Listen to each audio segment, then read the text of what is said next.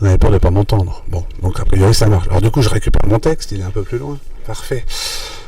Alors très rapidement, en fait, l'idée des cycles de conférences de l'IAE, c'est effectivement d'organiser des lieux d'échange et de rencontres que l'on organise régulièrement. Alors évidemment, pendant la période Covid, vous avez vu finalement le texte, je l'ai laissé, j'en ai pas besoin. Pendant la période Covid, ce cycle s'est arrêté. Donc on a redémarré ce cycle de conférences cette année, un redémarrage, on va dire, progressif. Les cycles vont reprendre progressivement. Bien entendu, même s'il est progressif, ça veut dire tout simplement qu'il y a un phénomène de rareté, donc il ne faut pas en rater une seule. Donc du coup, je vais vous annoncer dès maintenant la prochaine. Alors la prochaine conférence, elle est prévue le 30 mai, la thématique RSE, et si cela rapportait bien plus que cela ne va coûter. Donc une conférence effectivement pertinente, qui peut aller dans la continuité de ce que vous allez entendre aujourd'hui. Si vous n'avez pas envie d'en rater une seule conférence, le meilleur moyen, c'est de vous tenir informé. Et pour vous tenir informé, c'est pas très compliqué. Vous allez sur le site de l'IAE. Sur le site de l'IAE, il y a un lien vers la newsletter de l'IAE, où vous allez renseigner gentiment votre adresse mail et vous allez recevoir systématiquement la newsletter. Dans la newsletter, on vous annonce tout ce qui fait l'actualité de notre institut. Et dans son actualité, il y a évidemment tous ces cycles de conférences, vous ne pourrez donc pas en rater une seule. Donc vous n'avez plus d'excuses en fait pour en rater une seule, vous serez forcément informé. Alors l'IAE, rapidement, en quelques mots avant de laisser la parole à nos conférenciers. L'IAE, c'est une composante de l'Université de Caen. À l'IAE, nous avons environ 2000 étudiants. 2000 étudiants avec trois types de publics. Le public formation initiale, c'est-à-dire l'étudiant qui suit sa formation et qui en même temps va faire un stage dans une entreprise, dans une association, dans une collectivité. On a aussi un public étudiant en formation par apprentissage. Et on a aussi un public en formation continue. Et la particularité d'un IAE comme le nôtre, c'est d'avoir effectivement un historique important en formation continue. Aujourd'hui, nous avons effectivement plus de la moitié de notre public qui est en formation continue. Alors dans la formation continue, on a ce qu'on appelle la formation continue en présentiel, les gens qui viennent en formation dans nos locaux à l'IAE. Et on a aussi de la formation à distance. Alors évidemment, maintenant, c'est plus un grand scoop de parler de formation à distance parce que pendant 2 ans, on a fait quasiment que ça. Mais on a un historique en formation continue à distance très ancien et ça nous a d'ailleurs bien aidé dans la période un peu compliquée qu'on a traversée. Parce que je ne vous cache pas que quand il a fallu basculer en distanciel, ça a été l'effervescence pendant 3 jours. Et puis au bout de 3 jours, on avait basculé tout le monde à distance et on a su faire un certain nombre de choses. Je ne dis pas que tout a été parfait, mais on a quand même su faire quand même pas mal de choses. Et l'expérience qu'on avait acquis dans le passé dans la FOAD et dans la formation à distance nous a bien aidé. Donc 2000 étudiants répartis comment ? 3 types de publics, initial, apprentissage continu, mais surtout 4 grandes thématiques. En fait, on a un IAE qui est réparti en 4 pôles de formation. Nos pôles de formation, on a un pôle banque, finance, assurance. Vous y trouvez toutes les formations, comme on l'indique, de la banque, de la finance, de l'assurance. On a ensuite un pôle comptabilité contrôle, où on y retrouve les filières vers l'expertise comptable et vers le contrôle de gestion. On a aussi un pôle management du social et de la santé. On y trouve tous les diplômes à connotation sociale santé. Et le dernier pôle est le pôle management, qui est un pôle assez large qui regroupe toutes les fonctions support. Donc là, on va y retrouver, par exemple, nos formations en ressources humaines, nos formations en marketing, nos formations dans d'autres champs. Donc voilà, pour vous donner un petit peu la trame de ces formations. Toutes ces formations sont des formations dans le domaine du management. Et le domaine du management, c'est très très très très large. Et l'idée, c'est effectivement, quel que soit son champ de spécialité, de s'ouvrir intellectuellement à l'ensemble du champ des possibles. D'où ce cycle de conférences auquel nous invitons évidemment un nombre le plus grand possible d'intervenants et de partenaires. Donc voilà, je ne vais pas mobiliser la parole beaucoup plus longtemps, d'autant plus que moi j'ai un groupe d'étudiants qui m'attend dans une salle. Je les ai mis en pause quelques minutes pour m'absenter. Donc je laisse immédiatement la parole à Jean-Luc et à nos conférenciers pour cette conférence qui s'annonce très intéressante. Merci à tous. Merci Olivier. Bonjour à toutes et tous. Donc, je suis Jean-Luc Lambert, je suis le président du club Agile Normandie. Et quand Marie Broyer m'a demandé, si le club Agile pouvait venir faire une conférence à l'IAE, justement dans le cadre de ces conférences, j'ai tout de suite pensé à Astrid et Nicolas qui animent l'antenne du club à Rouen. Parce qu'il y a un sujet que nous n'avions pas encore abordé dans ces conférences quand on parlait d'agilité, c'est celui de la qualité. Alors, Olivier a dit la qualité, les démarches qualité, ça semble contradictoire avec l'agilité. C'est vrai que si on regarde les démarches qualité comme étant des documents compliqués à fournir, extrêmement pointilleux, où on regarde tout le détail, et ça prend énormément de temps, et ça bouffe beaucoup d'argent, et que par contre l'agilité, c'est aller vite, c'est répondre rapidement au marché, et sortir des logiciels en temps record, ça semble totalement contradictoire. Mais en fait, pas du tout, parce que la première motivation des chefs de projet qui se sont réunis en 2001, 17 chefs de projet se sont réunis pour définir ce qu'était une méthode agile, ils avaient comme principal souci d'assurer la qualité des logiciels. C'était une démarche qualité.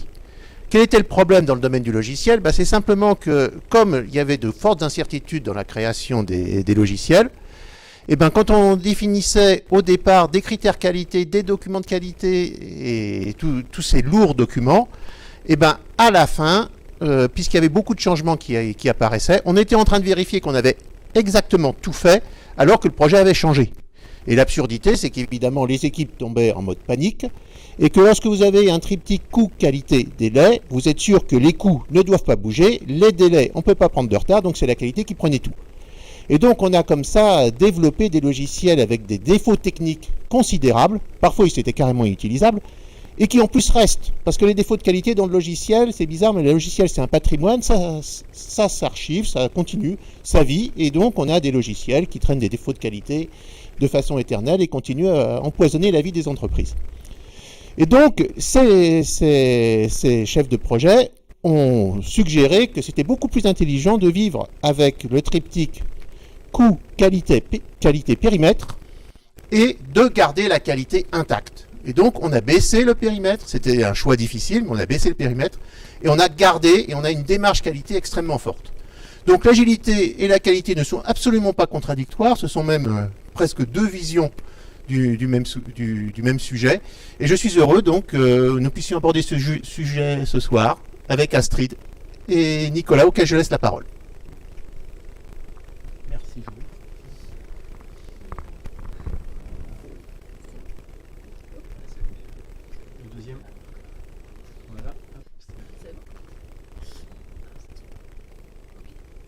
Eh bien, merci à tous d'être venus ce soir assister à cette conférence. On est ravis d'être là avec Nicolas ce soir. Donc on vient de Rouen, comme l'a dit Jean-Luc.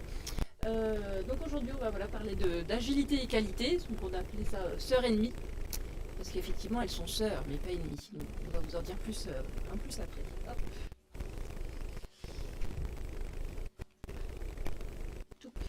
Ah, ça veut pas bouger.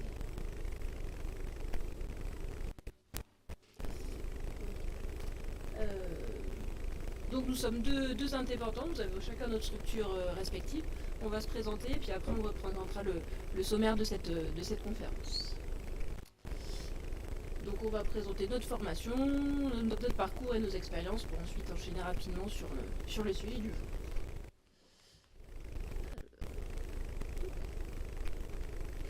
Donc moi je m'appelle Astrid Cuvilly. J'ai une formation de base ingénieur dans les matériaux céramiques, fait à Limoges. Et je travaille 10 ans dans l'industrie process, dans la fabrication de tuiles et la fabrication ensuite de bouteilles en verre dans ce qui s'appelle la glace vallée. En gros, c'est entre le Tréport et Beauvais. Donc je suis vraiment partie du process, la production, et on va dire j'ai dérivé vers qualité produit jusqu'en 2016 à peu près. À la suite de ça, j'ai fait une nouvelle formation en plus au CESI dans tout ce qui s'appelle système management de qualité, sécurité, environnement. Moi, j'étais plus orientée sur la partie qualité, donc en gros ce sont les démarches qualité. Et pour ça, j'ai fait une alternance dans un secteur que je ne connaissais pas du tout, qui était le secteur sanitaire, dans une clinique au sein de Rouen. Bon, j'ai basculé de l'industrie de process au secteur sanitaire, donc avec un langage, tout, je ne connaissais absolument pas, ce qui est très intéressant. Et à la suite de ces deux expériences, ces 10 ans dans l'industrie, cette expérience dans le sanitaire, j'ai voulu avoir la possibilité de travailler dans divers secteurs d'activité, et la meilleure option qui se présentait, c'était de créer ma structure. Donc j'ai créé Agile Qualité. Donc, vous voyez, Agile et Qualité, on est pile poil dans la conférence du jour. Donc il y a 3 ans, en 2019, pour accompagner les clients dans tout ce qui est relations clients et démarche qualité au sens large. La plus connue, on en parlera plus tard, c'est l'ISO 9001.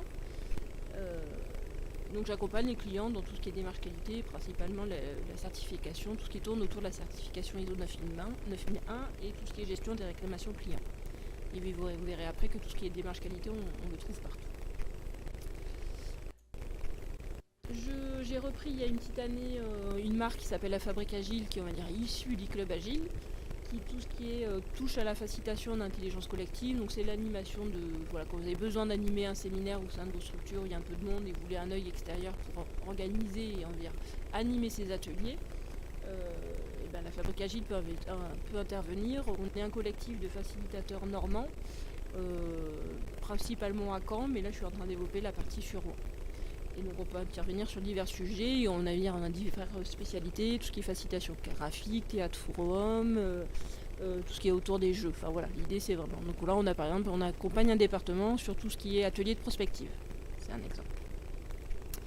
Et la troisième sujet où je suis consultante en partenaire, c'est tout ce qui est transformation digitale, c'est accompagnement au digital sur tout type de secteur d'activité, et on est on va dire, on peut intervenir via les OPCO, e-commerce, Constructis, pour accompagner les entreprises, leurs adhérents dans tout ce qui est transformation digitale. Voilà pour ma présentation rapide.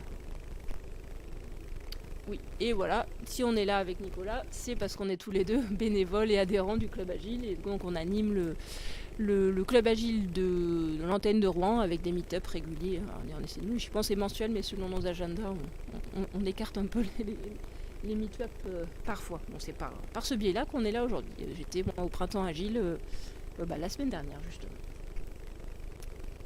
Hop, je laisse Nicolas se présenter. Alors, tiens, je te laisse. Donc, bonjour à tous, bonjour à toutes.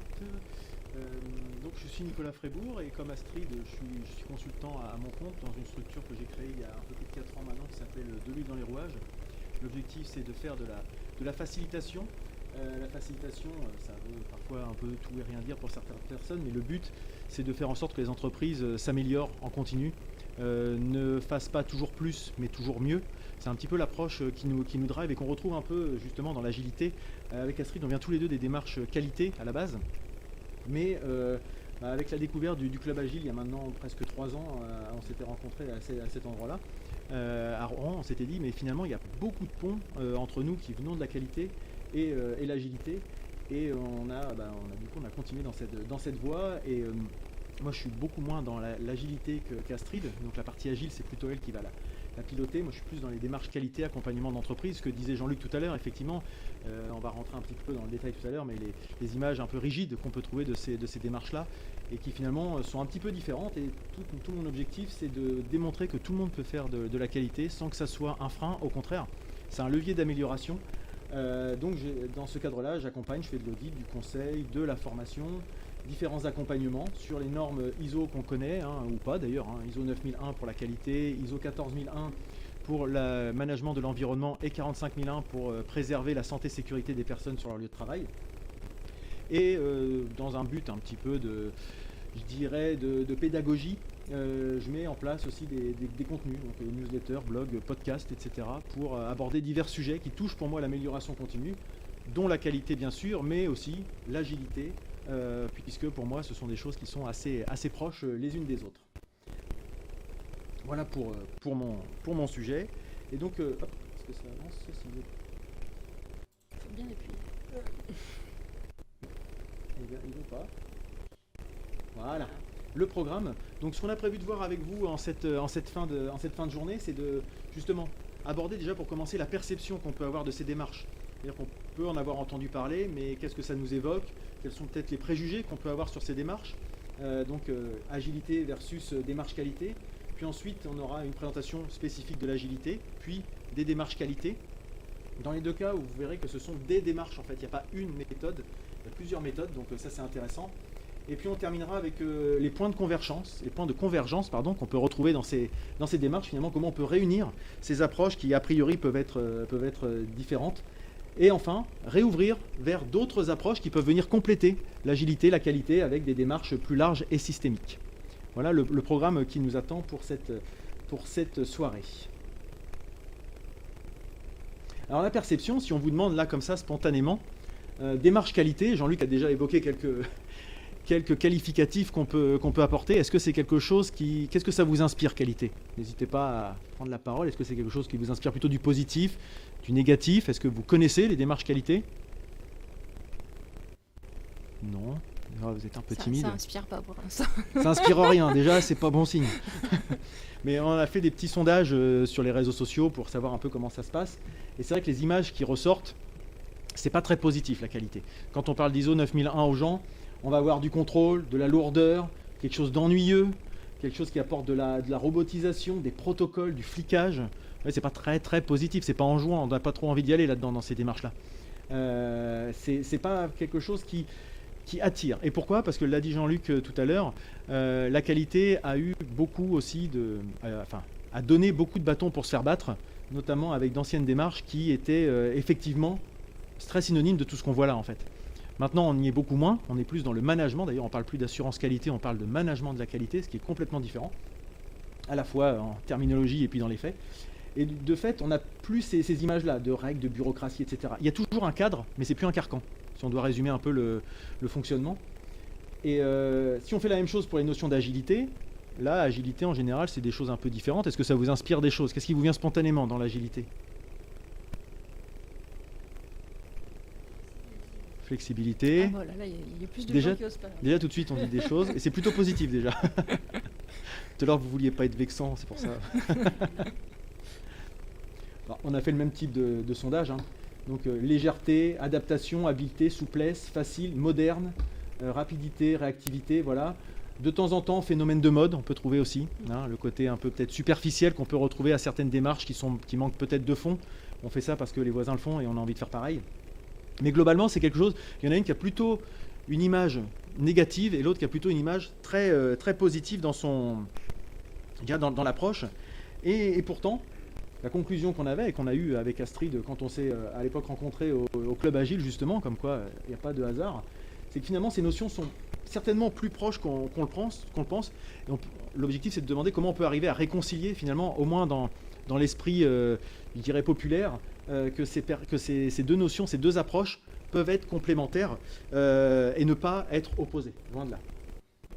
Alors, quelque chose que vous connaissez, notamment une personne que j'ai vue dans l'assistance, qui m'avait fait une présentation, donc Jean qui est là-bas, le monde VUCA ou VICA, ça dépend comment on l'utilise, si c'est en français, si on l'utilise en anglais. Donc, c'est-à-dire qu'aujourd'hui on est considéré, et je pense que encore plus aujourd'hui qu'il y a 2 ans, dans un monde qui est considéré comme volatile, incertain, complexe et ambigu.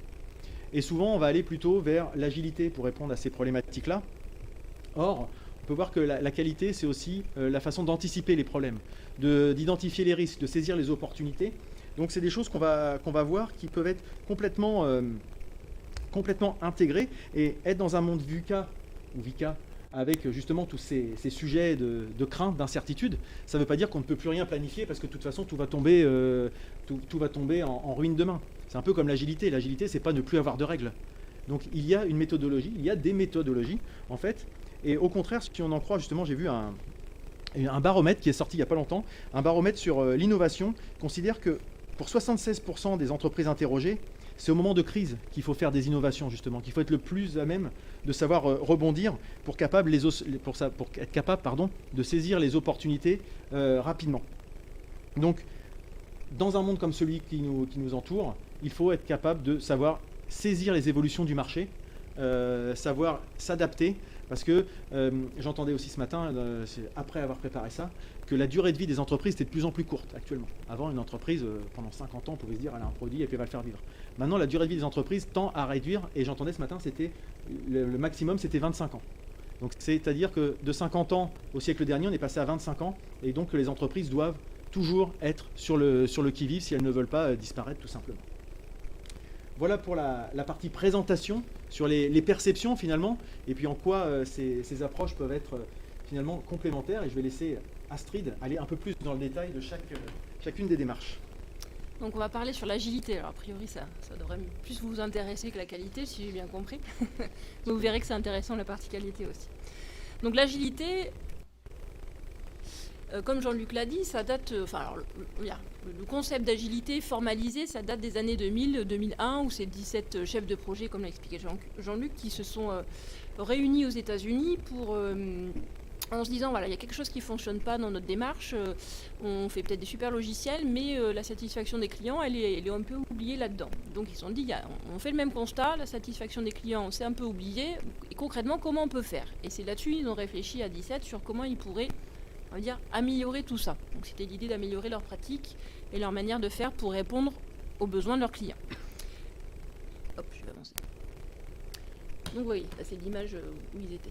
Ça donne à réfléchir. Donc en 2001, ils ont rédigé ensemble à 17 ce qui s'appelle le manifeste agile. Vous allez sur internet et vous pouvez retrouver le manifeste agile qui rédige un peu l'esprit de ce que c'est l'agilité. Donc c'est eux qui ont posé, on va dire, les bases, les principes de l'agilité qu'on connaît et qui, on va dire, c'est plein de choses se sont grappées, mises par-dessus tout ça. Donc l'idée, c'était vraiment, voilà, comment on fait pour satisfaire nos clients. C'était vraiment ça l'intention de base. Et donc dans ce manifeste agile, ils ont posé quatre valeurs principales que vous voyez ici. Donc les individus et leurs interactions plus que les processus et les outils. Donc quand vous voyez le plus que, ça ne veut pas dire on pense aux individus puis le reste on oublie, c'est non. S'il y a quelque chose qui doit passer d'abord, c'est d'abord les individus et dans un second temps arriveront tout ce qui est processus et outils. Donc l'idée c'est vraiment, ce qu'on peut sous-entendre là-dedans, c'est voilà, l'écoute du client. Le client, quel est son besoin? Et c'est peut-être pas comme avant, ils développaient des logiciels, ils écoutaient le besoin de nos clients, il y avait un cahier de charges, ok, on développe le logiciel et puis on se revoit dans 6 mois. Mais au bout de 6 mois, le besoin, il a peut-être évolué. Donc l'idée, c'est d'accompagner le client tout au long du développement d'un logiciel ou autre produit. C'est vraiment de faire ce lien-là avec le client et l'écouter tout au long de la vie du développement ou du projet, etc. Donc c'est vraiment là-dessus qu'on peut sous-entendre ça, la partie écoute. Ensuite, vous avez des produits opérationnels plus qu'une documentation exhaustive. Alors les clients, effectivement, il va être beaucoup plus intéressé par par des produits, et puis la documentation, elle viendra. Mais d'abord, ce qu'il veut, c'est l'outil, c'est l'utiliser, le tester, etc. Donc c'est ça qui va l'intéresser. La collaboration avec les clients plus que la négociation contractuelle, donc ça revient un peu au début, c'est on va discuter, on va faire évoluer, le cahier des charges il peut évoluer tout au cours du projet, tout au long de l'avancée du produit, et il faut écouter ça, il faut prendre ça en compte. Donc ça peut être aussi les besoins qui sont vraiment définis noir sur blanc par le client, puis ça peut être les besoins implicites aussi, voilà, ce qu'il n'a pas dit ou ce qu'il fait ressortir, qu'il faut essayer d'aller chercher. Donc ça va être ça aussi. Et l'adaptation au changement plus que le suivi d'un plan. Là on voit bien, on l'a bien vécu pendant la crise Covid, tout le monde a dû s'adapter, et si on ne s'adapte pas, de toute façon, on va mourir. Vous avez peut-être tous eu à un moment des téléphones Nokia ou des appareils photo Kodak qui ont quasiment disparu du circuit. Donc par exemple, Kodak n'a pas vu l'arrivée de ça ou n'a pas voulu le voir peut-être. Et donc c'est pas adapté. Il s'est dit non, moi je vais rester avec mes appareils photo qu'on avait tous. Et puis il s'est fait, hop, il a disparu très peu de temps. Pourtant Kodak c'était quand même quelque chose d'énorme. Nokia aussi, moi je me rappelle quand je faisais mes études, j'avais un copain qui avait un Nokia, c'était incassable, c'était génial, il le jetait en l'air pour montrer à quel point c'était incassable. Maintenant les Nokia pareil, ont disparu. Donc vous voyez, si vous n'adaptez pas au monde qui évolue, et qui évolue toujours, vous disparaissez. Et donc l'idée c'est ça, il faut s'adapter, il faut toujours suivre. Et pour suivre cette évolution, il faut bien savoir ce qui se passe autour. Si on reste enfermé chez soi comme une ermite et on ne sait pas ce qui se passe, on ne peut pas évoluer. Donc il faut rester ouvert à tout ce qui se passe autour, peut-être pas qu'en France, à l'international, et dans les autres pays, les voisins, etc. etc. Donc c'est l'idée de s'adapter au contexte et à ce qui se passe autour de soi. Donc si on veut ça, c'est aussi regarder ce qui se passe autour et lever un peu la tête. Donc ça fait référence aussi, voilà, un peu cette idée de contexte qui est là. Donc voilà, ces 4 valeurs, ça repose sur ça, vraiment l'écoute du client, ses besoins, ses attentes, tout au long de sa relation, on va dire, avec ce client. La collaboration avec les clients aussi, c'est ce qu'on appelle faire des boucles itératives, on peut lui délivrer un bout du logiciel ou un bout du produit pour qu'il le teste, qu'il touche, qu'il joue avec ou qu'il l'utilise, et après on fait des allers-retours avec lui, pour vraiment lui délivrer régulièrement le produit que vous souhaitez. Et l'adaptation au changement, c'est vraiment regarder le contexte, mais qu'est-ce qui se passe autour de moi et qu'est-ce qui bouge, quoi. Ça peut être fait du benchmarking sur ses concurrents, se renseigner, mais c'est rester ouvert au monde. C'est vraiment ça l'idée. Donc vous voyez, ça c'est voilà, il y a pas une, vous voyez, ils ont écrit un manifeste avec là 4 principes, mais c'est pas une définition, c'est pas une méthode, c'est pas voilà, ils nous disent pas comment il faut faire. Concrètement, on satisfait le client, petit A vous faites ça, petite B vous faites ça, non, il y a pas, ça n'existe pas. Et j'ai un de mes clients qui me disait, mais concrètement dans mon organisation, comment je mets en place l'agilité, comment on fait? Bah, moi, je n'étais pas capable de répondre, je sais pas, je connais pas son organisation A à Z, je sais pas, enfin là, c'était un début de relation, donc je sais pas. Il faut s'adapter à son contexte, à son entreprise, à ses collaborateurs, etc. etc. Il n'y a pas de méthode. J'ai pas une fiche, tenez, prenez, et puis vous faites ça, et puis c'est bon, tout est fait. Non, ça n'existe pas. Donc là, vous voyez, ces quatre valeurs qui donnent une philosophie, un état d'esprit, un concept. Et l'agilité, si on prend une définition du Larousse ou du Robert, on va dire un dictionnaire classique, c'est voilà, on va dire quelque chose qui est souple et rapide. Alors, ça peut faire penser à un félin, par exemple, si on va à un félin sur le sol, quelque chose qui est capable de s'adapter et de vite répondre à un changement ou à quelque chose comme ça. Bah, si on avait une organisation qui vraiment était capable de s'organiser, enfin, d'être souple, rapide et de s'adapter tout de suite au contexte, bah, c'est ça en fait l'agilité. Alors comment on fait? Là, c'est autre chose. Mais sur le principe, c'est ça. Hop. Donc, vous voyez, c'est pour passer un peu le contexte. Et donc, à partir de ces 4 valeurs, il y a 12 principes qui sont venus se greffer autour de ces 4 valeurs. Je ne sais pas si vous voyez très bien. Donc, il y a la première de base, qui est quand même satisfaire le client. Parce que si on est une entreprise ou... enfin, voilà, on est là quand même pour satisfaire le client. Et c'est client externe, mais ça peut être client interne. Quand vous êtes un service qui délivre un autre produit au service d'après, bah, c'est votre client aussi. Donc autour de ces 12 principes, vous avez tout ce qui est satisfaction par le client. Il peut y avoir aussi, alors je ne vais peut-être pas toutes les faire, mais privilégier la simplicité. Donc essayer de faire simple et pas faire quelque chose de super complexe, super compliqué. Vous pouvez avoir tout ce qui est des équipes auto-organisées. Donc ça veut dire qu'elles sont capables de se gérer autour d'elles. Et par rapport à ces 12 principes, vous avez plein d'outils qui se sont encore développés. Quand je vois équipe auto-organisée, ça fait penser alors avec la méthode Kanban. Où moi je l'ai vu au sein d'une entreprise, c'est un grand tableau et chacun est capable de voir, quelqu'un qui connaît même pas l'entreprise arrive et sait sur quel projet ils sont et à quel état d'avancement il est. Et c'est tout simple à mettre en place et c'est tout simple pour l'entreprise pour savoir, bah, moi je suis à tel projet, j'avance là, j'ai fini, je reprends tel projet, etc. Et il s'auto-organise vraiment tout seul. Et ça, la méthode Kanban, ça vient pas du tout de l'agilité, ça vient de Toyota et de l'industrie automobile. Donc rien à voir avec l'agilité à la base. Vous avez tout ce qui, privilégier le dialogue. Le client et l'équipe projet travaillent ensemble. Donc c'est l'idée que c'est votre client, mais finalement vous êtes partenaire, quoi. L'objectif, vous avez le même objectif, c'est fournir le produit ou la prestation derrière. Qu'est-ce qu'il y aurait d'autre encore? Réfléchir à ses pratiques aussi. C'est un peu, on fait un projet, on fait quelque chose, mais est-ce qu'on a bien fait? Est-ce qu'on aurait pu faire mieux? Donc c'est prendre le temps de la réflexion sur, comment j'ai fonctionné et prendre le temps de cette réflexion-là derrière. Donc vous voyez l'agilité dans tout ce qui a été défini par les concepteurs de ce qu'on entend, de ce qu'on parle de l'agilité, il n'y a pas de méthode, c'est un esprit, c'est un état d'esprit, c'est une philosophie, c'est un concept, mais il n'y a pas le comment. Après à chaque entreprise de définir comment il va mettre ça en place. Et donc vous voyez dans tout ce que je vous ai présenté, je vous ai parlé de contexte, satisfaction client, donc c'est vraiment le premier mot-clé, on va dire, de contexte adapté au contexte.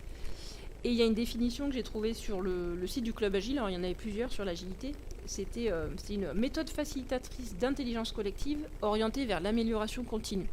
Donc là aussi, retenez ces 3 mots-clés, contexte, satisfaction client et amélioration continue. Et vous verrez que ces 3 mots-clés, on va les retrouver juste après. Donc si on parle de démarche qualité, donc là je vous retenez ça, contexte, satisfaction client et amélioration continue. Donc ils sont 3 mots-clés, il y en a d'autres, mais vraiment 3 mots-clés intéressants à conserver pour la suite. Les démarches qualité. Alors, la plus connue, c'est l'ISO 9001, et là on est en version 2015. Donc tout ce qui est ISO, c'est quelque chose qui a été créé en sortie de Deuxième Guerre mondiale, donc en 1947, pour rédiger des standards, des normes, des référentiels. Et l'ISO 9001, c'est vraiment alors on le retrouve beaucoup dans l'industrie, et c'est à travers le monde. Vous allez en Chine, aux États-Unis, en Afrique du Sud, c'est le même référentiel, il y a juste la langue qui change. Quoique la traduction des fois n'est pas toujours correcte. Mais bon. Et là, les principes d'une démarche qualité, c'est vous retrouvez, ce que je vous ai dit un peu avant, orientation client, Donc en gros, c'était satisfaction. Ça rejoint un peu l'idée de base. Implication du personnel. Ça rejoint un peu l'idée d'avant. Amélioration. Vous voyez, on retrouve quelques mots-clés que j'ai énoncés juste avant dans la partie sur l'agilité. Après, vous avez d'autres management des relations avec les parties intéressées. Alors ça, c'est toujours un mot quand moi j'interviens au saisie, ils doivent travailler là-dessus, ils savent pas ce que ça veut dire, mais en gros, c'est la relation avec les clients, les fournisseurs, les prestataires, enfin voilà, tout ce qui gravite autour d'une entreprise. Donc c'est tout ça. Donc l'ISO 9001, comme je vous disais, ça date des années 90 à peu près. L'ISO 9001, donc c'est vraiment orienté satisfaction client. C'est pareil, alors c'est pas une méthode, ça donne des exigences. Sur la version 2015, il y en a 300. Mais en gros, elles se regroupent. C'est pas 300, on fait une checklist de 300 points et puis on note c'est bon, ça marche pas comme ça. Et donc c'est une note, un référentiel qui évolue à peu près tous les 7 ans. Et là, on en est à l'ISO 9001 version 2015, qui en raison du Covid ne devrait pas bouger, là dans 2021-2022 ne devrait pas bouger, parce qu'avec le Covid, ils attendent un peu. Et cette version 2015, elle a l'avantage, c'est qu'avant, effectivement, il y avait beaucoup de procédures, de documents, etc. Ça, il fallait vraiment de l'écrit, il fallait formaliser toute la connaissance par écrit dans les entreprises, ce qui était quand même pas bête non plus.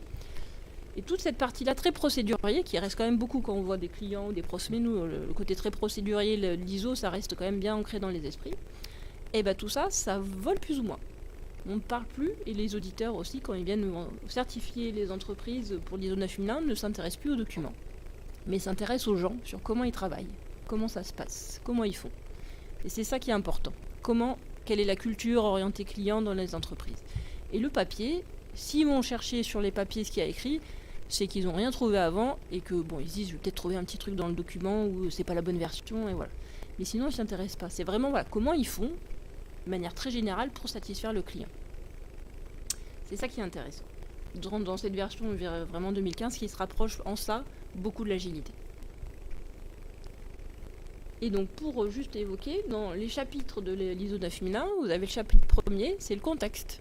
Ce que je vous ai parlé avant. C'est regarder ce qui se passe autour et adaptez-vous à ça. Il y a la partie leadership, ça doit venir de la direction. La partie ressources, pour livrer le client, il faut peut-être les bonnes ressources aussi en interne. Ou avoir des ressources externes, mais il faut avoir les ressources pour bien produire. Et l'amélioration continue. Donc vous voyez quelques mots-clés qu'on a revus juste avant derrière. Et je vous disais, l'ISO 9001, on le voit beaucoup dans l'industrie. Alors moi je viens de l'industrie, donc je l'ai beaucoup croisé dans l'industrie, mais c'est aussi rédigé par des industriels. Mais si on parle satisfaction client, on est tous clients quelque part. Et tout à l'heure, vous parliez... Ici, vous faites des formations sur banque, assurance, sanitaire, social, mais là aussi, les clients ils doivent être satisfaits, il ne faut pas les oublier, enfin aussi, ils ont le droit d'être contents. Et des démarches qualité, il y en a partout. Alors partout, je ne sais pas s'il y en a partout, mais il y en a dans plein d'autres secteurs d'activité, donc vous êtes tous peut-être potentiellement concernés. Avec d'autres référentiels, l'ISO 9001, c'est la plus généraliste qui s'adapte à tout le monde, toute entreprise, toute organisation peut être certifiée ISO 9001. Et après... on va dire chacun par son secteur d'activité peut créer son référentiel qualité. Donc vous avez par exemple, je ne trouve pas, Calibail que j'ai découvert il n'y a pas très longtemps. Ce sont des bailleurs sociaux normands qui ont rédigé, je ne sais plus trop à quelle époque, mais peut-être dans les années 90 ou 90-2000, qui ont rédigé leur référentiel qualité. Très poussé sur la partie satisfaction client avec des enquêtes et des analyses très très profondes dessus. Donc c'est 3 bailleurs sociaux normands qui ont rédigé leur référentiel. Et comme ils rédigent le référentiel, c'est un partenariat avec l'AFNOR, ils ne peuvent pas s'auditer eux-mêmes. Donc c'est l'AFNOR qui après vient les auditer et voir s'ils sont conformes par rapport au référentiel. Donc vous voyez là, c'est des bailleurs qui ont fait leur propre référentiel. Et donc dans le milieu, alors je ne sais pas si toute la France l'utilise, mais il est assez poussé. Donc c'est un moyen aussi de se démarquer. Vous avez, là, si je vous parle haute autorité de santé, on a peut-être un peu plus entendu avec le Covid, c'est tout ce qui est, on va dire, c'est une des tutelles, ce qu'on appelle les tutelles, c'est ceux qui chapeautent et surveillent, tout ce qui est secteur sanitaire, CHU, clinique, privé, public et privé. Ils sont tous logés de la même enseigne. Et la haute autorité de santé, depuis peut-être 20 ans, un peu très inspiré de l'ISO 9001, toutes ces référentiels sont très inspirés de l'ISO 9001. La haute autorité de santé a rédigé un référentiel et ils viennent tous les 5 ans en moyenne certifier, on va dire visiter, c'est le bon terme, visiter tous les CHU que vous connaissez, toutes les cliniques que vous connaissez sont visitées par ce qui s'appelle les experts visiteurs de la Haute Autorité de Santé. Et de là, ils attribuent une note, et en fonction de la note, ils sont vus plus ou moins régulièrement, et ça peut avoir un impact sur l'aspect financier derrière aussi. Donc la Haute Autorité de Santé, ils font ça depuis 20 ans sur le secteur sanitaire, et là, ils viennent de rédiger un référentiel. Alors, il y avait déjà quelque chose d'excitant, mais c'était pas la même tutelle, sur le secteur des établissements sociaux et médico-sociaux. Il y en a 30 000 en France, et donc eux aussi vont avoir la chance de voir la Haute Autorité de Santé ou des représentants ou autres venir contrôler sur la satisfaction. Donc c'est quand même bien quand on est tous passés un jour, je pense, dans un CHU ou une clinique, déjà de fait par en général notre naissance, de savoir qu'on s'intéresse un peu à la satisfaction des patients et des gens qui sont autour de vous. Parce que quand on est malade, on est souvent accompagné par quelqu'un. Et donc on considère aussi la satisfaction des gens qui vous accompagnent. Donc vous voyez, on sort de l'industrie, on est vers les bailleurs sociaux, on est vers le sanitaire, on est vers le médico-social. Et puis après, vous en avez plus. Alors IATF, c'est plus lié à l'automobile, et ça, c'est plus lié à l'aérospatial, en gros, les avions. C'est quand même rassurant de savoir qu'ils vont faire des avions qui ne vont pas se casser la figure dans 2 jours avec 100 personnes ou 200 ou 300 personnes dedans. Donc voilà, la satisfaction, là, c'est l'utilisateur final, c'est nous qui prenons l'avion ou qui allons conduire une voiture. Et les constructeurs qui font en sorte de construire ce qu'il faut. Donc là, ils ont des référentiels globaux et avec des choses quand même beaucoup plus précises, adaptées à leur secteur d'activité, bien sûr. Donc ils peuvent avoir l'ISO aussi, et après ils ont des référentiels propres à leur secteur d'activité.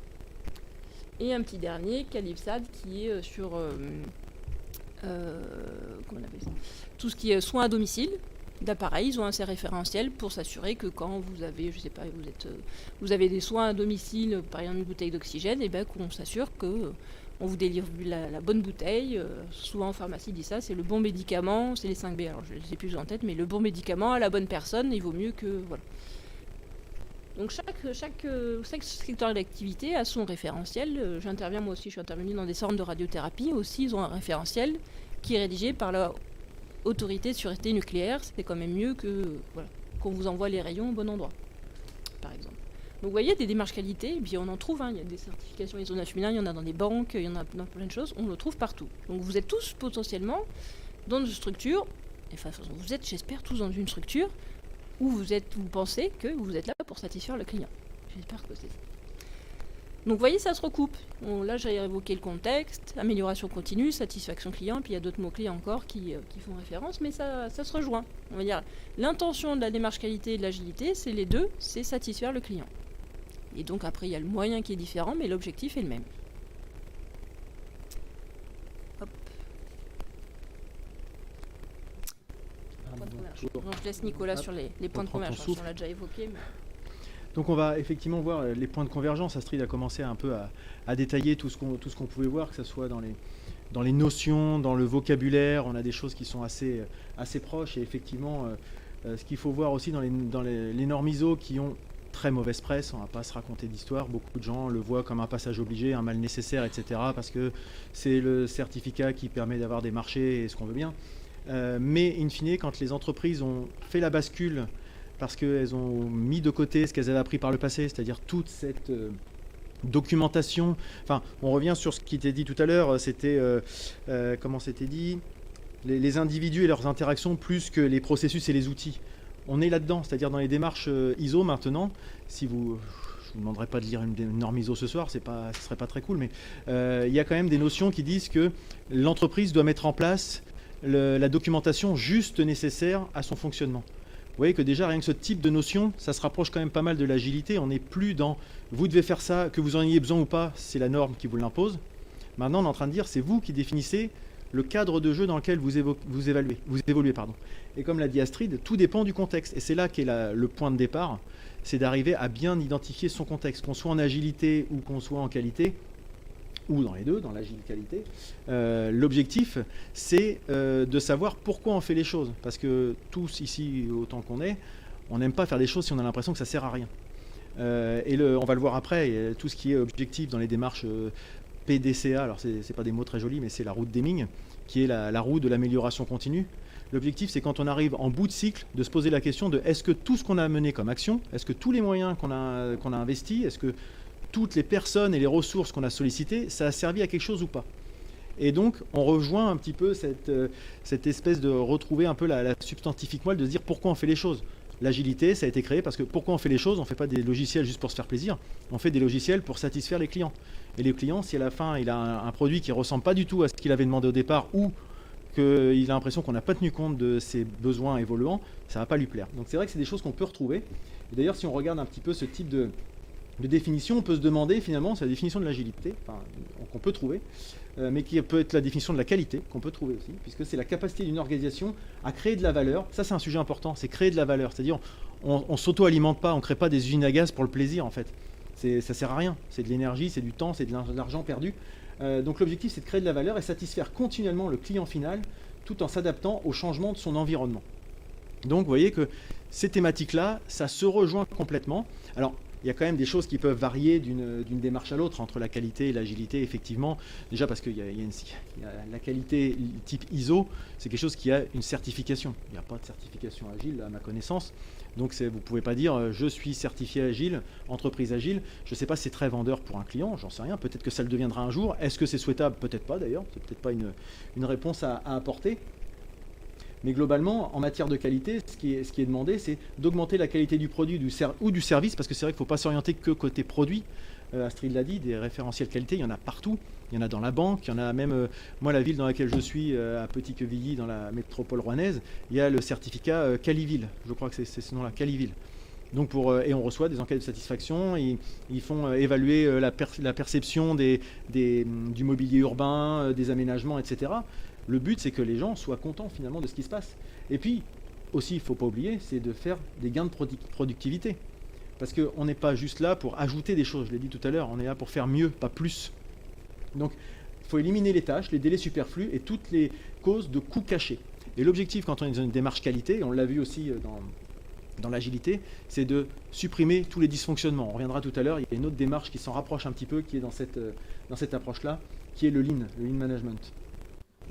Donc en matière d'agilité, vous voyez, la plus haute priorité est de satisfaire le client en livrant rapidement et régulièrement des fonctionnalités à grande valeur ajoutée. Vous voyez que franchement, on mélangerait les deux définitions. On peut ergoter sur quelques mots, etc. Mais la démarche, l'état d'esprit reste quand même le même. Donc justement, on évoquait l'ouverture vers d'autres approches. On peut aborder des systèmes qu'on appelle les systèmes de management intégrés, SMI. Donc, c'est des systèmes qui combinent justement les approches qualité, sécurité, environnement. Pourquoi? L'objectif, c'est ce qui est écrit en dessous, c'est que ça permet d'avoir une vision globale de l'organisme. Une entreprise, c'est comme d'ailleurs, on parle d'organisme, vous voyez, c'est pas complètement anodin si dans les normes on parle d'organisme et pas d'entreprise ou de société. C'est parce qu'on fait l'analogie finalement avec le corps humain. Pensez qu'un corps humain, il évolue avec le cerveau qui est indépendant des poumons et les muscles qui ne fonctionnent pas avec le cœur. Ça serait arbitraire. Vous mettez un cœur sur une table, il ne se passe rien, quoi. Et un cerveau, pareil. Une entreprise, dire qu'il n'y a que la direction et puis que les fonctions support, ça ne sert à rien, c'est un petit peu exploser l'entreprise de façon artificielle. C'est pas comme ça que ça marche. Dans les faits, une entreprise qui a des dysfonctionnements, en général, c'est une entreprise qui communique mal ou qui a des objectifs différents. Si votre bras gauche, il doit faire quelque chose et que votre cerveau, il dit autre chose et que votre jambe droite, elle s'en va de l'autre côté, ça ne va pas marcher. Une entreprise, c'est pareil. Il faut que tout le monde ait la même vision de l'entreprise pour aller dans le même sens et donc atteindre nos objectifs. Si on veut courir, il faut que tous les membres se mettent en mouvement pour faire une course. C'est tout bête. Et si on fait l'analogie comme ça, on se dit que effectivement, avoir une approche qu'on appelle intégrée, c'est-à-dire en intégrant les sujets de qualité, de sécurité, d'environnement, pourquoi pas d'énergie, c'est des choses qui sont de plus en plus, qui ont de plus en plus le vent en poupe. L'ISO 51000, l'ISO 26000, si vous connaissez, c'est tout ce qui est relatif aux démarches RSE, le développement durable, etc. Et d'ailleurs, il y a de plus en plus de personnes qui pensent que l'ISO 26000 viendra peut-être chapeauter les trois autres, puisqu'en fait, effectivement, quand on fait de la RSE, on intègre de fait les sujets de qualité, de sécurité et d'environnement. Donc voilà, vous voyez que finalement, ça permet d'avoir une approche assez globale de notre fonctionnement et, in fine, de se dire si l'atteinte des objectifs stratégiques, c'est le résultat de nos actions. Parce que beaucoup d'entreprises statuent, ce que je vous disais tout à l'heure, sur l'action est efficace ou pas, on a atteint nos objectifs, mais se poser la question de est-ce que c'est l'énergie qu'on a déployée qui a permis d'atteindre ces objectifs ou pas, on n'est pas toujours capable de le savoir. En gros, est-ce que finalement, l'année prochaine, en faisant les mêmes actions, on aura les mêmes résultats? Pas forcément, ça se trouve ça dépend du contexte, c'est peut-être un coup de bol, on n'en sait rien. Et l'objectif, en ayant un système de management intégré, En tout cas en théorie, en pratique c'est toujours difficile, comme disait Astrid, ce sont des principes. Mais en tout cas en théorie, ça permet de savoir si nos actions ont contribué à ça. Et du coup, est-ce que si on les remet en application l'année prochaine, on a des chances d'atteindre les mêmes objectifs? Voilà. Ou des objectifs plus ambitieux si jamais on a décidé de mettre un peu un petit coup de boost. Alors, ce qui facilite tout ça, c'est ce qu'on appelle HLS. Désolé, ce sont des termes un peu techniques pour High Level Structure, qui est le fait que depuis maintenant 5 ans, les normes sont, ça peut paraître peut-être évident quand on découvre ça aujourd'hui, mais les normes sont organisées selon le même principe. C'est-à-dire qu'avant, si vous vouliez vous certifier en qualité, vous aviez une norme qui avait un découpage spécifique. Si vous voulez vous certifier en environnement, il y avait une autre norme donc, qui s'appelle toujours ISO 14001, mais qui avait un autre découpage. Et il fallait faire au jeu des différences et des ressemblances. Il fallait relier les points en se disant, ah oui, quand on veut regarder le contexte dans l'une, ça correspond au chapitre 7.3 peut-être, et puis l'autre c'était le 8.12, et puis etc. Donc il fallait des spécialistes, ce qui contribuait aussi à l'espèce d'opacité qu'on pouvait avoir dans ces démarches-là, qui donnait un petit peu de façon un peu facile pour certains managers en QSE de dire ah mais ça c'est la norme qui l'impose, et comme personne allait jeter un œil sur la norme parce que personne n'avait à contredire, et ben les gens faisaient un peu ce qu'ils voulaient dans les entreprises. Maintenant c'est beaucoup plus transparent, beaucoup plus facile à vivre, et donc beaucoup plus facile à mettre en application. Ça peut nécessiter un petit temps d'adaptation parce que le vocabulaire n'est pas toujours fait pour être compris par tout le monde, comme disait Astrid. Les traductions, c'est des choses qui sont des standards qui sont internationaux, ISO, qui sont traduits en France. En France, c'est AFNOR qui gère tout ça. Et donc, on voit que de temps en temps, vous allez avoir des mots qui vont faire des points bloquants. Par exemple, dans l'ISO 45001, qui est sur l'environnement, sur la santé sécurité au travail, vous allez avoir un chapitre qui s'appelle « Consultation et participation des travailleurs ». Vous avez des chefs d'entreprise, quand je leur dis ce mot-là, travailleurs, ah, c'est quoi? C'est un truc de gauchiste, c'est un truc de syndicat, etc. Non, c'est tout simplement la traduction littérale de workers en anglais. Donc en gros, toute personne qui fournit un travail pour l'entreprise. Donc même lui, il fait partie des travailleurs, en fait, le chef d'entreprise. Mais c'est un schéma intellectuel qu'il faut des fois changer. Donc voilà, c'est des choses qui évoluent. En théorie, les normes prônent l'amélioration continue, donc elles-mêmes, elles doivent se l'appliquer. Vous voyez, en fait, les normes, c'était quelque chose qui fonctionnait un petit peu comme le petit schéma là-haut, quoi. Il y avait des normes qui avançaient à vitesse différente. Et puis, depuis les années 2015-2018, elles ont toutes les trois normes principales, hein, qualité, sécurité, environnement, opté pour un fonctionnement global qui facilite l'appropriation. Donc on voit qu'il y a des ponts qui se font, c'est-à-dire les bonnes pratiques d'agilité se retrouvent quand même d'une certaine manière là-dedans, en se disant que finalement les processus, c'est peut-être moins important, ça reste important, mais c'est peut-être moins important que les gens qui les mettent en application finalement. Et donc les principes de management qu'on retrouve dans ces approches, qu'est-ce qu'a dit Astrid tout à l'heure, vous allez voir, on retrouve des thèmes, hein. L'orientation client, bien sûr, le leadership, l'implication du personnel, l'approche processus qui reste quand même au cœur du métier, mais surtout l'amélioration, la prise de décision fondée sur des preuves. C'est-à-dire que quand on a une démarche d'amélioration continue, on n'est pas dans la perception, on n'est pas dans l'action qu'on sort de son chapeau un matin parce que le chef a décidé qu'aujourd'hui, j'ai entendu ça à la radio, c'est bon, je le mets en place. Non, c'est pas. Si vous faites ça dans une démarche d'amélioration continue, l'auditeur vous dira non, vous ne basez pas assez sur votre contexte. Quels sont vos risques, quelles sont vos opportunités, quels sont vos enjeux en fait finalement. Pourquoi vous mettez en place cette action, en quoi ça répond à un de vos objectifs. Et pour savoir tout ça, il faut aussi effectivement, donc à baser sur les preuves, mais aussi connaître ses parties intéressées, comme l'a dit Astrid. Les parties intéressées, c'est les gens qui peuvent avoir un impact sur notre activité, mais aussi sur lesquels on peut avoir un impact. Ça peut être les associations de riverains. Quand on a une entreprise qui fait du bruit, qui fait des nuisances, on peut avoir un impact sur eux et en effet boomerang, ils peuvent avoir un impact sur nous en venant porter plainte, faire des mobilisations, etc., etc. Donc si on veut tous travailler dans un fonctionnement cohérent et homogène, c'est toujours intéressant d'avoir ces principes de management qu'on retrouve dans les normes. Ça par contre c'est écrit. Voilà. Mais ça reste des principes, ce n'est pas des règles. C'est à vous de les mettre en place. Donc un exemple de cartographie des parties intéressées pour dire que ça peut être beaucoup de choses. Les distributeurs, les clients, les donneurs d'ordre, les actionnaires, les banques, etc., etc. Donc une entreprise, pour mieux connaître son environnement et son contexte, elle a intérêt à bien connaître tout ça. Et parmi ces différentes bulles qu'on retrouve ici, connaître lesquelles sont les plus pertinentes, sur lesquelles elle peut agir, avoir des actions ou être impactée. Voilà. Je vous parlais tout à l'heure de la route Deming, je ne sais pas si vous connaissez la route Deming, qu'on appelle aussi donc PDCA, pour Plan, l'objectif, c'est qu'on commence par planifier. Ensuite, on fait ce qu'on a planifié. Puis, on évalue nos actions. Et enfin, en fonction de ce qu'on a évalué, on agit. Est-ce qu'il faut réitérer ce qu'on a fait? Est-ce qu'il faut modifier nos actions? Auquel cas, on replanifie pour le cycle suivant, etc., etc. Et l'objectif, c'est au fil du temps, si on fait ça, on augmente notre niveau de management, notre amélioration, qualité, sécurité, environnement. Mais pour cela, il ne faut pas oublier cette petite cale qui est ici.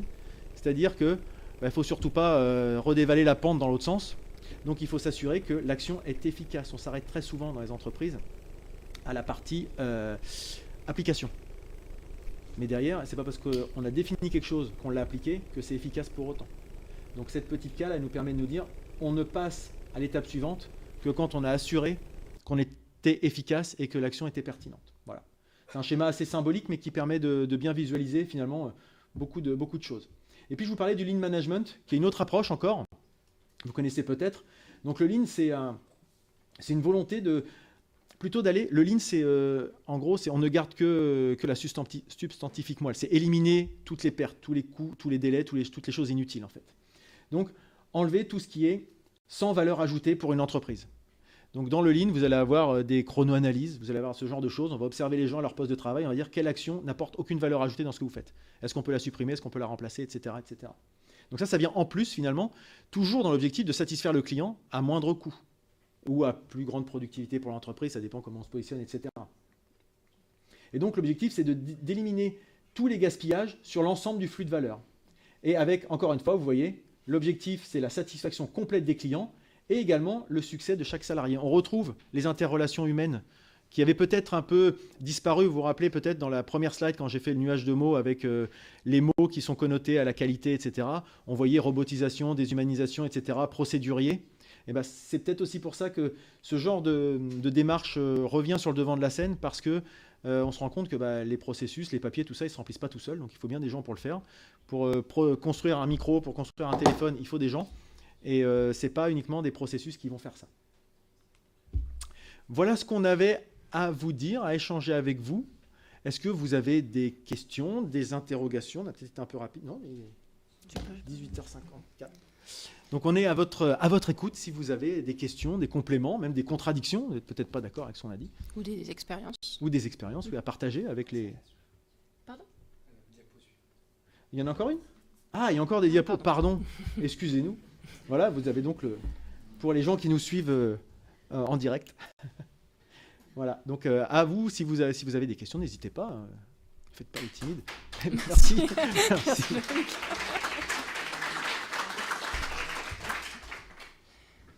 Juste pour info, nous, ça fait 4 ans, on s'est rencontrés il y a 4 ans via le Club Agile, et ça fait 4 ans qu'on se dit, mais à chaque fois qu'on participe à un meet-up pour être agile, on est les deux seuls qu'on a rencontrés qui soient consultants qualité, à chaque fois on se dit, mais c'est fou, l'agilité, qualité, ça se ressemble, et puis là, c'est vrai qu'on ouvre sur le Lean aussi, on se dit, il y a encore des choses qui se retrouvent, et ça fait 4 ans qu'on n'arrête pas de se dire, il y a vraiment des points de convergence. L'objectif, c'est un peu de casser les silos et de casser un petit peu les guerres de clochers entre moi, je suis plutôt consultant. Alors chacun défend un peu son bout de gras, c'est un peu normal aussi, mais quand on est expert qualité depuis 15 ans ou 20 ans, et puis on a peut-être du mal à se remettre en question, mais on voit que finalement, on peut très bien, sans révolutionner tout, justement, par itération, pour reprendre des termes d'agilité, faire en sorte de retrouver des choses qui viennent élargir son panel. Et puis, encore une fois, l'objectif, en fait, j'espère que ça a bien répondu à vos attentes, c'était de montrer que c'était pas à opposer, c'était vraiment, ça vient se compléter. On peut très bien être dans une démarche ISO et puis faire de l'agilité. Il y a pas c'est pas antinomique. Enfin, t'en fais plus que moi en plus. Donc. Moi, je fais pas d'agilité, mais c'est vrai que c'est plein d'outils qui se recoupent. Donc voilà. Quelles sont vos questions, remarques, commentaires? Enfin, on est ouvert à tout. Est-ce que vous avez découvert des choses déjà, ou est-ce que ça rafraîchit? Oui. Oui. J'ai un ressenti un peu bizarre. J'ai plutôt du champ de la santé, du secteur social, médico-social. Et je vois bien la convergence agilité-qualité. Je trouve qu'effectivement, il y a des échos. Et dans ce secteur-là, il y a presque des choses qui s'opposent entre le travail sur la qualité interne, ou alors là, pour le coup, je trouve pas que par rapport à l'agilité, on va trouver des choses très familières. Et puis, ce qui relève plutôt de la qualité, enfin, les démarches qualité avec des évaluations externes, les certifications. et ce qu'on vit à l'hôpital, et ce qui arrive sur le secteur médico-social, là, pour le coup, la lourdeur, la traçabilité, alors on est plein pot, quoi. Oui. Donc, et là, je me dis, par rapport à ce que vivent les établissements tout de suite, et ces démarches de certification, je suis pas sûre qu'ils voient le côté agilité encore pour le coup, et ils le vivent plutôt comme voilà, la première slide que vous avez.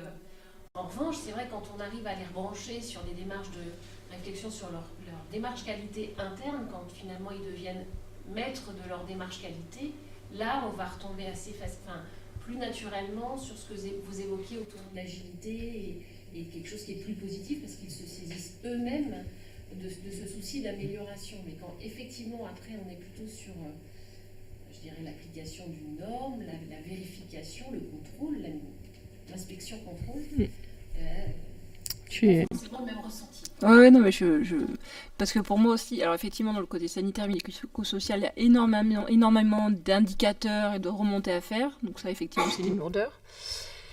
Et il y a la question des ressources. Parce que, comme je vous le disais, démarche qualité, il faut les ressources. Et si vous n'avez pas les ressources, vous ne pouvez pas satisfaire. Et effectivement, dans ces secteurs-là, est-ce qu'il y a les ressources suffisantes ? Et je suis d'accord avec vous, moi aussi. Je n'interviens pas en sanitaire et médico-social parce qu'effectivement, je suis gênée par ce côté. Pour moi, il faut y aller les ressources. S'il n'y a pas les ressources, on ne peut pas rentrer dans une démarche qualité. Et effectivement, c'est un vrai sujet. S'il y a les ressources, on peut y aller. S'il n'y a pas les ressources, moi, je suis gênée par rapport à ça. Bah ouais, tout à fait. Ah oui, complètement. Mais dans l'ISO 9001, c'est carrément, s'il y a les ressources, s'il n'y a pas les ressources, il est faux. Et là, ça bloque. Quelle certification ? Vous êtes quelle certification ? J'ai pas entendu. HAS, médico-social ? La V2020 ? Oui, c'est HU. Bon, ça fait 20 ans que vous en faites, donc... Vous devez connaître un petit peu. Après, il y a des nouvelles formes d'audit là qui arrivent aussi. Alors, patient traceur, ça y était déjà, mais il y a le parcours. Alors, j'ai plus le traceur. Il y en a 3, 2 nouveaux. Le processus, il y en a 2 nouveaux, ouais. Bah oui, c'est compliqué quand on n'a pas les ressources. Là, j'ai pas de solution, ouais.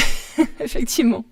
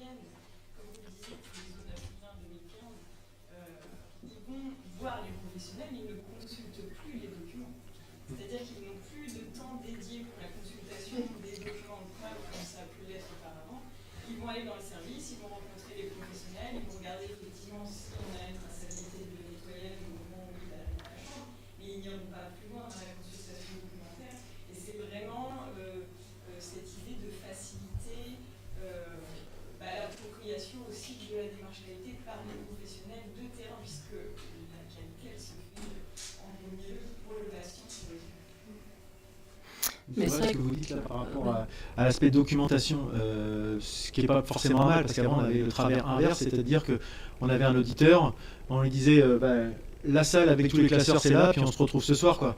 Et l'audit il pouvait se faire sans personne, c'est-à-dire que c'était uniquement sur du papier. Là maintenant on a changé de paradigme, et tant mieux. Et d'ailleurs parce que justement là aujourd'hui et demain je suis en train de faire une formation au CESIF sur l'audit, donc je suis en plein dedans, et effectivement ça surprend toujours les étudiants quand je leur dis qu'est-ce qui pour vous fait office de preuve, ils sont encore dans un papier, un formulaire. Et non, justement, les auditeurs, ils ont effectivement, le papier peut faire office de preuve, mais il y a aussi les faisceaux d'informations, il peut y avoir l'observation, tout bêtement, que vous dites, on va sur le terrain, puis on voit comment ça se passe. Le papier, c'est très bien, mais le papier, c'est pas lui qui se met en action et qui fait des choses. On va voir comment ça procède, et si on a un doute, on pourra aller se référer au papier, pour vérifier ce qui était prévu. Mais c'est pas dans l'autre sens qu'il faut l'appréhender. Donc peut y avoir effectivement plusieurs approches, et le papier en tant que tel, comme on l'a vécu à une époque, le formulaire à laisser passer à 28 machin, la maison des fous de Astérix là, heureusement c'est fini, parce que pour plein de gens, ils ont des tableaux. Même la qualité, c'est souvent synonyme de tableur Excel, mais j'ai audité des services techniques d'un CHU l'année dernière, et ils avaient un tableur Excel, mais c'est impossible à suivre. Et je leur ai dit, mais vous le faites vivre, et pourquoi il y a toutes ces colonnes-là qui ne sont pas remplies? Ah ben on les remplit pas parce qu'on s'en sert jamais. Ben, enlevez-les. Qui vous les a demandés? Bah oui, mais à l'époque, la norme nous le demandait. Oui, mais la norme, déjà, prouvez-moi que la norme vous le demandait et que c'est pas une interprétation, parce qu'il y a ça aussi, il y a toujours la peur un peu. Et donc, il s'était retrouvé avec un tableau, mais au moins 60% des colonnes n'étaient jamais remplies.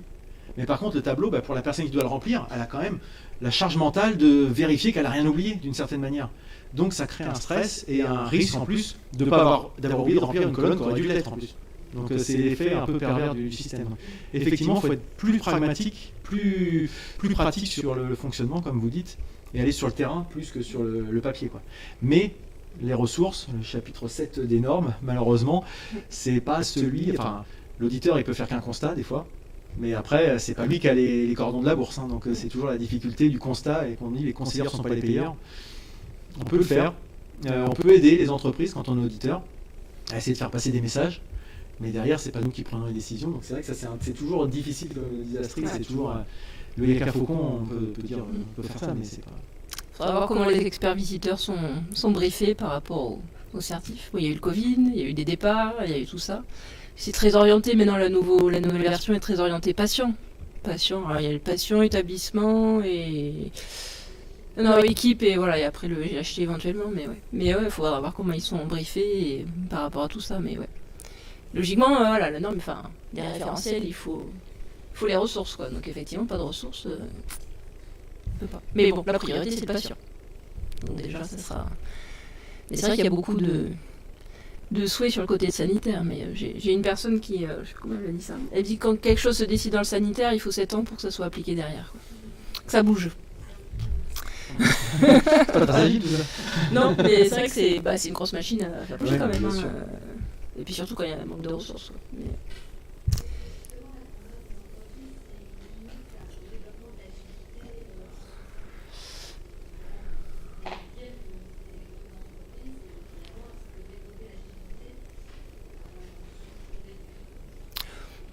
Je sais pas. Je connais des petites entreprises qui sont pas du tout agiles et puis des grandes qui sont agiles. Donc non, c'est plus une volonté, ce qu'on disait, de la direction aussi. Hein. Il y en a qui sont vraiment tournés dans cet esprit-là et qui arrivent à mettre les gens en mouvement.